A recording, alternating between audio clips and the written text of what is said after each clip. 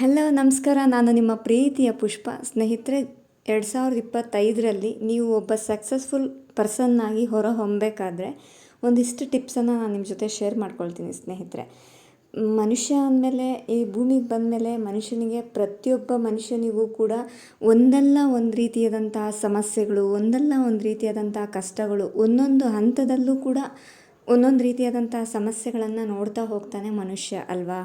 ಸಹಜವಾಗಿ ನಾವು ಬೇರೆಯವ್ರು ನೋಡಿ ಅವ್ರು ಚೆನ್ನಾಗಿದ್ದಾರೆ, ಅವ್ರಿಗೆ ಪ್ರಾಬ್ಲಮ್ಸ್ ಇಲ್ಲ, ಇವ್ರು ಚೆನ್ನಾಗಿದ್ದಾರೆ, ಇವ್ರಿಗೆ ಪ್ರಾಬ್ಲಮ್ಸ್ ಇಲ್ಲ ಅಂತ ಅಂದ್ಕೊಳ್ತೀವಿ. ಆದರೆ ಸಹಜವಾಗಿ ಒಬ್ಬ ಭೂಮಿ ಮೇಲೆ ಹುಟ್ಟಿದಂಥ ಒಬ್ಬ ಪ್ರತಿಯೊಬ್ಬ ಮನುಷ್ಯನಿಗೂ ಕೂಡ ಒಬ್ಬ ವ್ಯಕ್ತಿಗೆ ಅವ್ರದ್ದೇ ಆದಂಥ ಸಾಕಷ್ಟು ಪ್ರಾಬ್ಲಮ್ಸ್ ಇರುತ್ತೆ. ಆದರೆ ಆ ಎಲ್ಲ ಪ್ರಾಬ್ಲಮ್ಸ್ ಮಧ್ಯೆ ಅದನ್ನು ನಾವು ಪ್ರಾಬ್ಲಮ್ಸ್ ಅಂತ ಅಂದ್ಕೊಂಡಾಗ ಅದನ್ನು ಎಷ್ಟು ಕಷ್ಟ ಅಂತ ಅಂದ್ಕೊಳ್ತೀವಿ, ಮತ್ತು ಅದನ್ನು ನಾವು ಎಷ್ಟು ತಲೆ ಕೆಡಿಸ್ಕೊಂಡು ಚಿಂತೆ ಮಾಡಿಕೊಂಡು ತುಂಬ ಕೊರಗ್ಲಿಕ್ಕೆ ಸ್ಟಾರ್ಟ್ ಆಗ್ತೀವಿ. ಅದು ಇನ್ನೂ ಹೆಚ್ಚು ಡಿಫಿಕಲ್ಟ್ ಆಗ್ತಾ ಹೋಗುತ್ತೆ, ಮತ್ತು ಇನ್ನೂ ಹೆಚ್ಚು ಕ್ರಿಟಿಕಲ್ ಒಂಥರ ತುಂಬ ಕಾಂಪ್ಲಿಕೇಟ್ ನಾವೇ ಮಾಡ್ಕೊಳ್ತೀವಿ ಅಲ್ವಾ.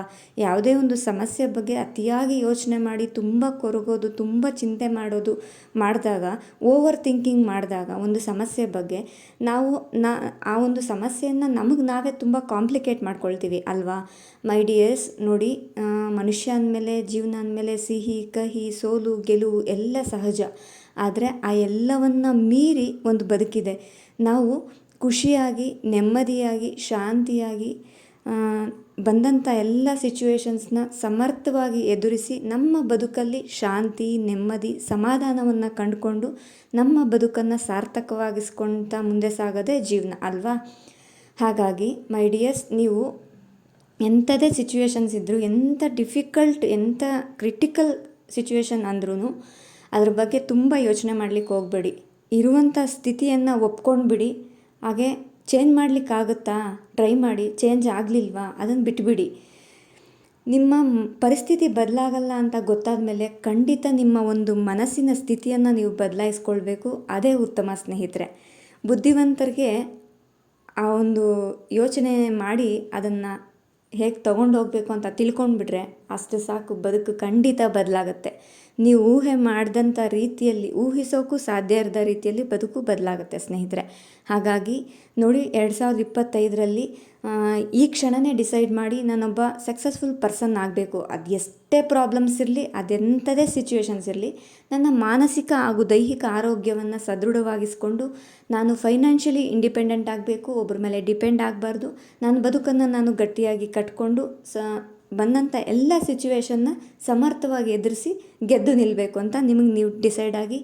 ಹಾಗೆಯೇ ಮೈ ಡಿಯರ್ಸ್, ಸಾಕಷ್ಟು ವಿಡಿಯೋಸ್ನ ಹಾಕ್ತಿರ್ತೀನಿ.